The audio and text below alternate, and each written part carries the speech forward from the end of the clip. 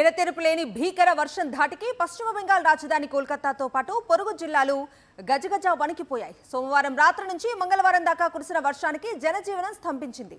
10 మంది మృతి చెందారు. వీరిలో 9 మంది విద్యుత్ ఘాతుకానికి బలయ్యారు.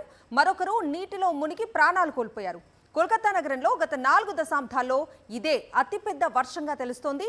24 గంటల కంటే తక్కువ వ్యవధిలో 251.4 మిల్లీమీటర్ల వర్షపాతం నమోదైంది. 1986 తర్వాత ఈ స్థాయిలో భారీ వర్షం పట్టం ఇదే తొలిసారి. గత 137 ఏళ్లలో ఇది 6వ అతిపెద్ద వర్షంగా రికార్డుకెక్కింది. నగరంలో రహదారులు నదులను తలపించాయి. లోతట్టు ప్రాంతాలు పూర్తిగా నీట మునిగాయి. విమానాలు, రైళ్ల రాకపోకలు ఆగిపోయాయి. మంగళవారం విద్యా సంస్థలు మూసివేశారు. నవరాత్రుల సందర్భంగా దుర్గా పూజలకు అంతరాయం ఏర్పడింది. రేపటి వరకు విద్యా సంస్థలకు ప్రభుత్వం సెలవు ప్రకటించింది. ఈ నెల 27 దాకా వర్షాలు కురుస్తాయని వాతావరణ శాఖ అంచనా వేసింది.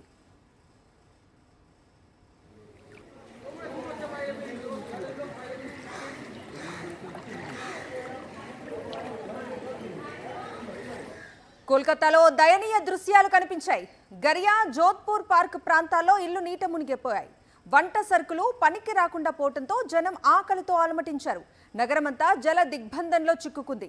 దుకాణాల్లో వస్తువులు సైతం మునిగిపోవడంతో యజమానులు లబోదిబోమన్నారు.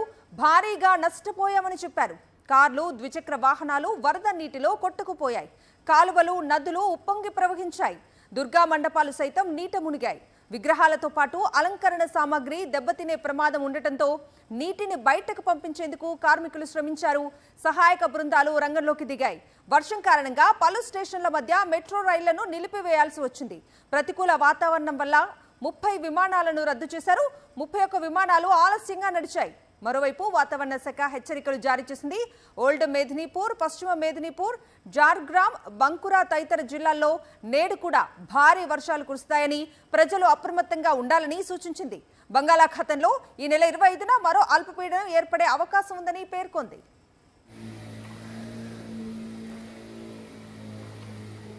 ఇలాంటి కుండపోత వర్షం తాను ఏనాడూ చూడలేదన్నారు పశ్చిమ బెంగాల్ ముఖ్యమంత్రి మమతా బెనర్జీ. 10 మంది మృతి చెందడం దురదృష్టకరమన్నారు.